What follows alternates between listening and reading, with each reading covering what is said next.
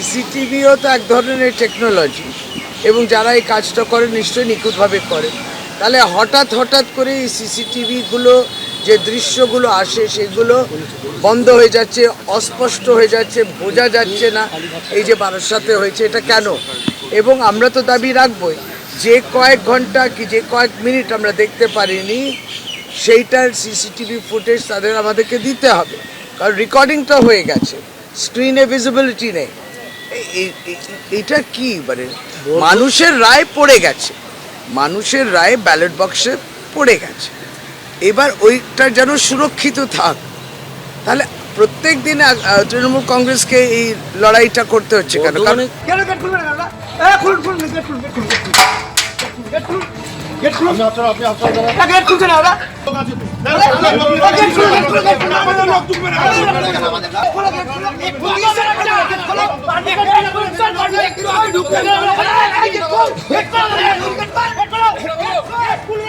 দেখতে পাচ্ছেন ছবি, কলেজের স্ট্রংরুমে সিসি ক্যামেরা বন্ধের অভিযোগ, আর সেই অভিযোগে তুমুল উত্তেজনা তৈরি হয় স্ট্রংরুমের বাইরে।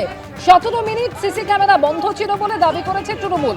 গায়ে জোরে গেট খেলার চেষ্টা, পুলিশ গেট খুললে তৃণমূল কর্মীদের সঙ্গে তুমুল বচসা হয়।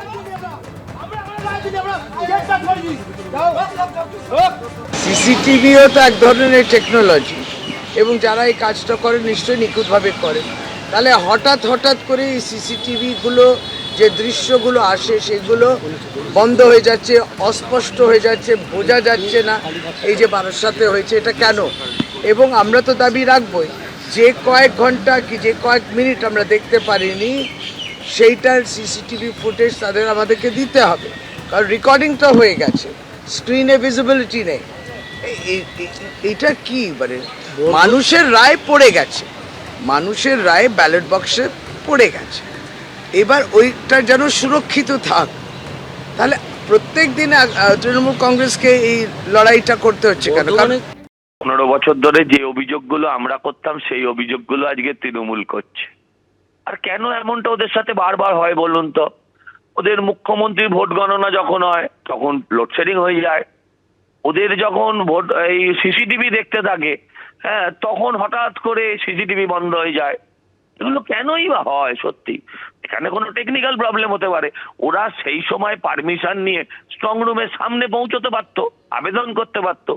গ্যালারি শো করে এইসব ভাষণবাজি করার তো কোনো দরকার ছিল না। আসলে ওদের পরাজয় নিশ্চিত। যারা এতদিন ইভিএম এ গন্ডগোল করে, ইভিএম এ কারচুপি করে, ওরা তো সব জানে যে কিভাবে কি করেছে। তাই ওরা সেই জায়গাগুলো নিয়ে ভাবছে যে এবার যদি বিজেপি ধরে ফেলে। 93% ভোট দিয়েছে। অপেক্ষা করুন, 4 তারিখে বাংলার মানুষ ঢাক ঢোল বাজিয়ে এই সরকারের বিসর্জন দিয়ে আসবে। এবিপি আনন্দ, এগিয়ে থাকে, এগিয়ে রাখে।